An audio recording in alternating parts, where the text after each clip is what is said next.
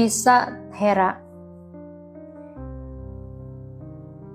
Khotbah ini disampaikan oleh Sang Buddha ketika sedang berdiam di Jetavana berkenaan dengan Tisathera.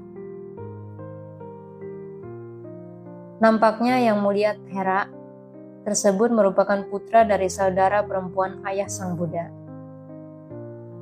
Ia adalah seorang lelaki tua ketika meninggalkan kehidupan duniawi, dan badannya sangat gemuk. Ia menyenangi pemberian dan penghormatan yang ditujukan kepada para Buddha. Jubah miliknya sangat halus ketika disentuh. Ia selalu duduk di bagian tengah Dhammasala Wihara. Suatu hari, para biku yang sedang berkunjung datang untuk melihat Sang Tathagata dan mengira Tissa sebagai Mahathera. Meminta izin untuk melayani dirinya, menawarkan diri untuk membersihkan kakinya. Tissa tetap diam.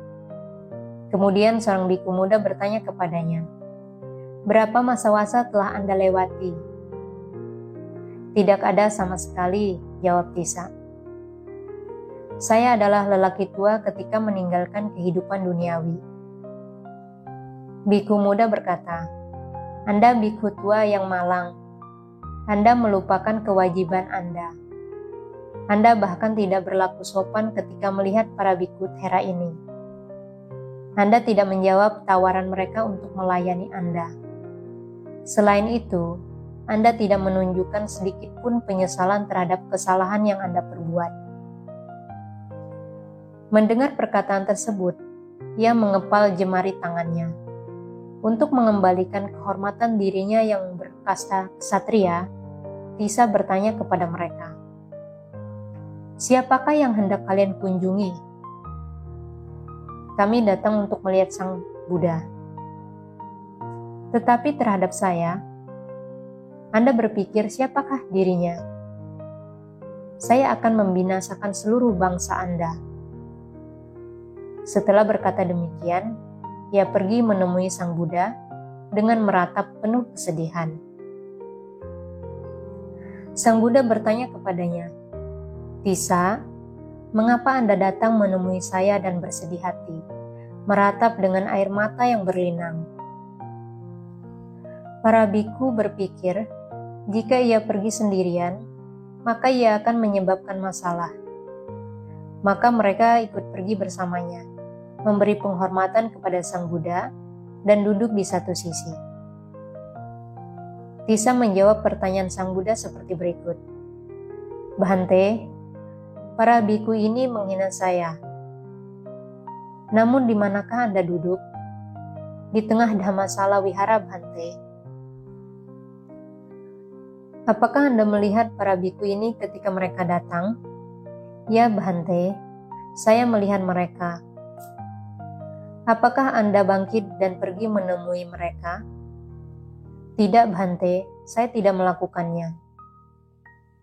"Apakah Anda menawarkan diri untuk membawakan barang kebutuhan mereka?" "Tidak, Bhante, saya tidak menawarkan diri untuk membawakan kepada mereka." "Apakah Anda menawarkan diri untuk melayani mereka dan menyediakan air minum untuk mereka?"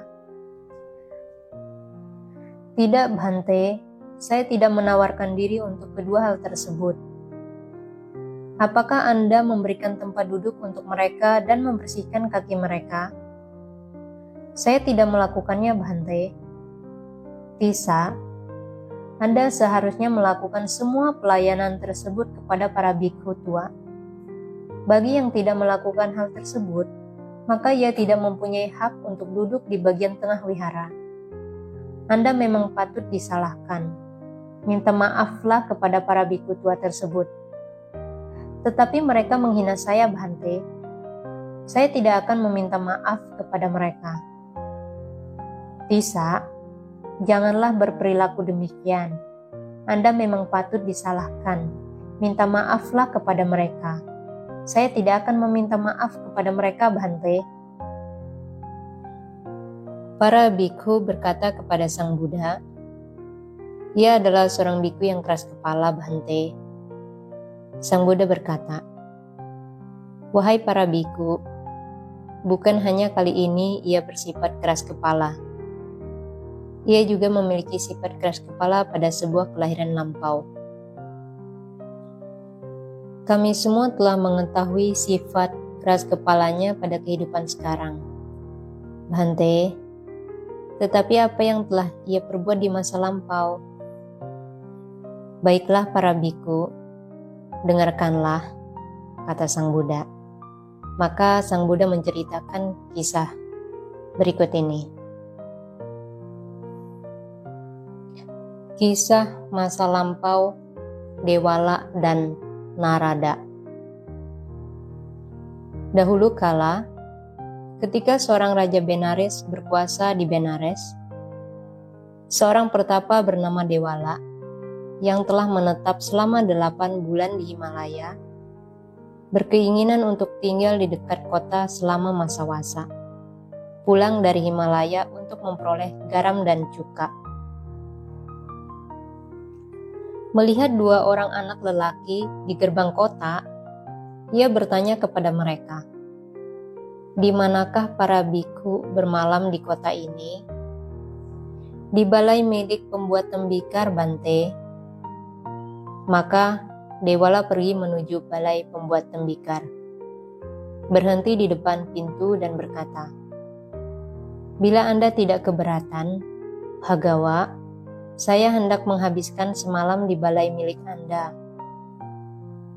Pembuat tembikar membuka pintu balai untuknya, berkata, "Saya tidak bekerja malam ini di balai ini. Dan balai ini cukup besar.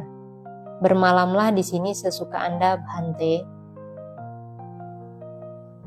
Tak lama berselang setelah Dewala memasuki balai dan duduk, seorang pertapa lain bernama Narada yang kembali dari Himalaya meminta izin kepada pembuat tembikar untuk bermalam.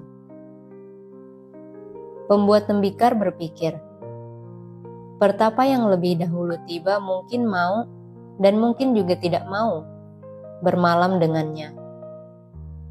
Kalau begitu, itu bukan tanggung jawab saya.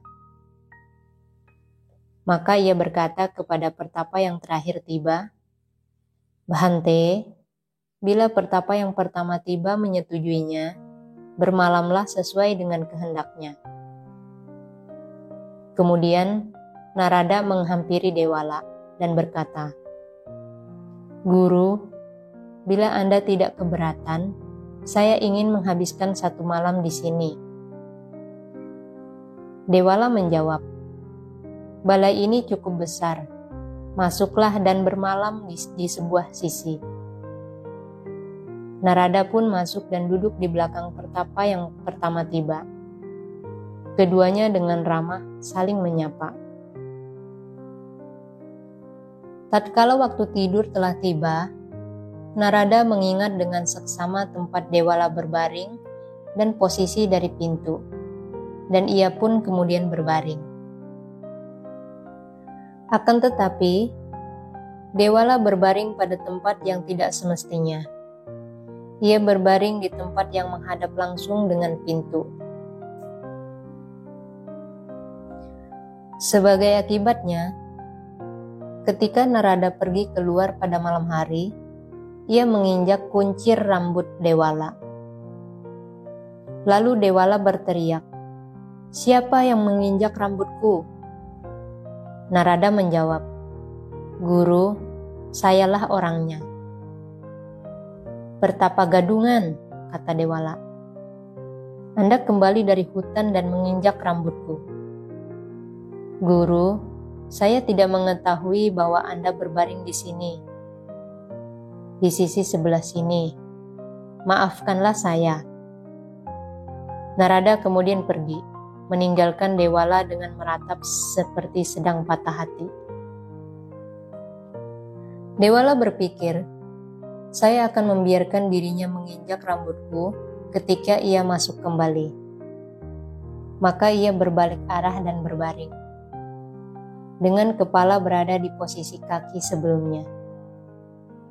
Tatkala Narada masuk, ia berpikir, pertama kali saya telah mencederai guru ini.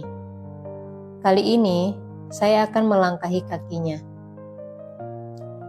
Alhasil, ketika Narada masuk, ia menginjak leher Dewala. Kemudian, Dewala berteriak, "Siapakah itu?" Narada menjawab, "Sayalah orangnya, Guru." "Pertapa gadungan," kata Dewala. "Pertama, Anda telah menginjak rambutku.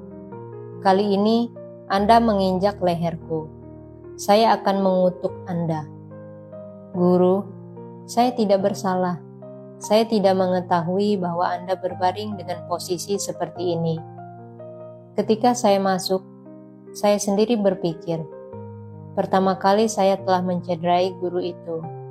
Kali ini, saya akan melangkahi kakinya. Maafkanlah saya." "Pertapa gadungan, saya akan mengutuk Anda." "Jangan lakukan itu, Guru." Namun Dewala tidak menghiraukan perkataan Narada, mengutuknya dengan berkata,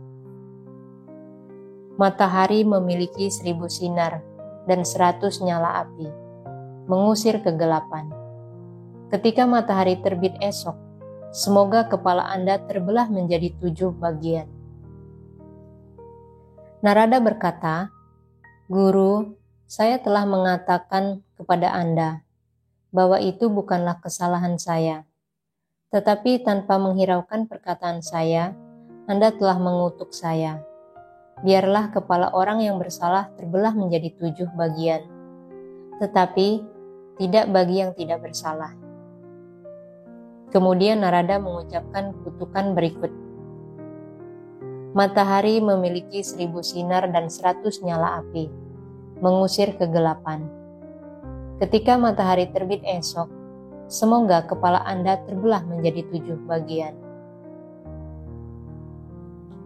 Pada saat itu, Narada memiliki kekuatan kesaktian dan dapat melihat 80 kali kehidupan, 40 kali di masa lampau, dan 40 kali di masa depan.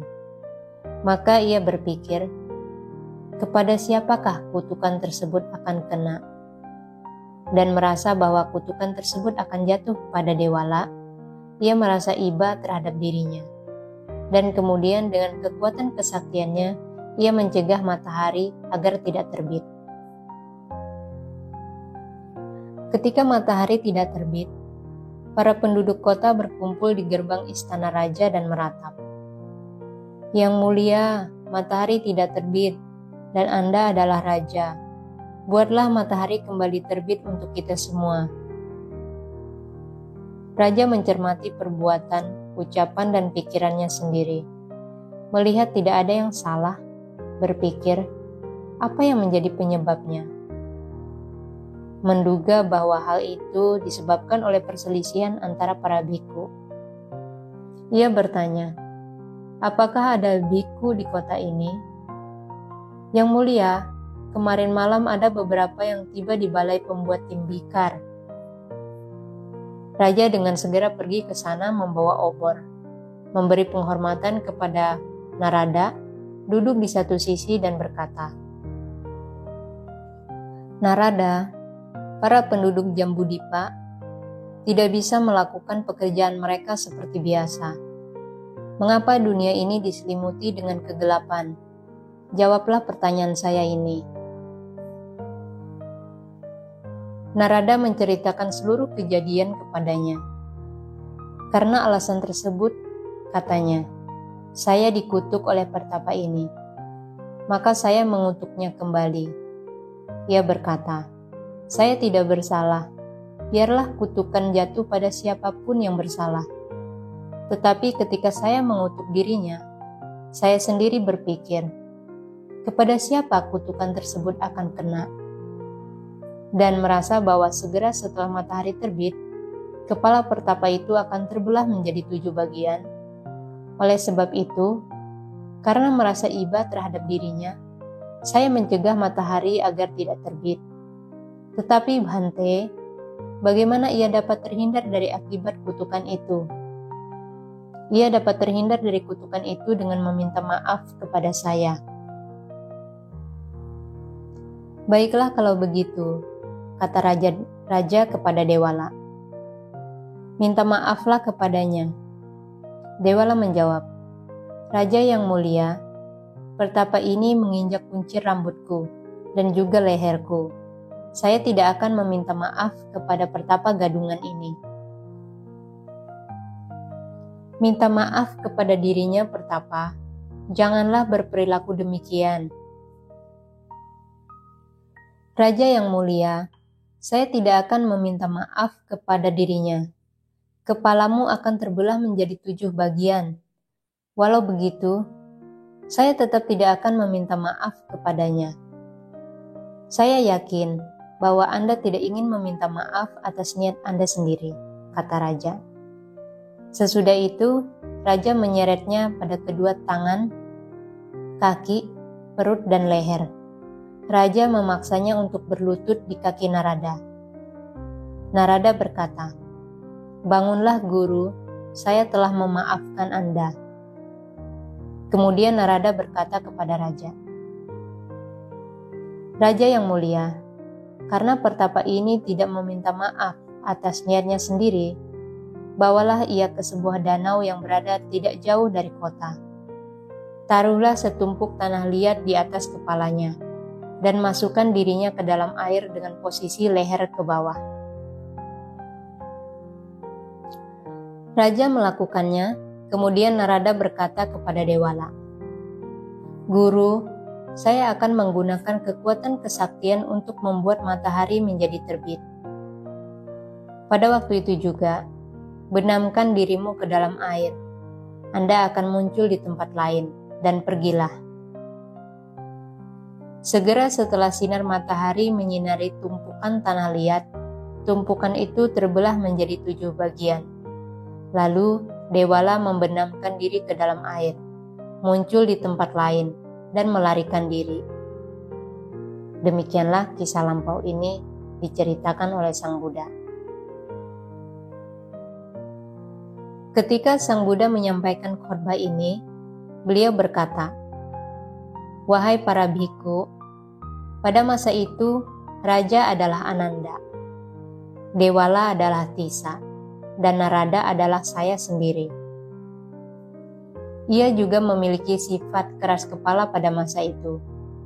Kemudian beliau menasehati Tissa Thera seperti berikut.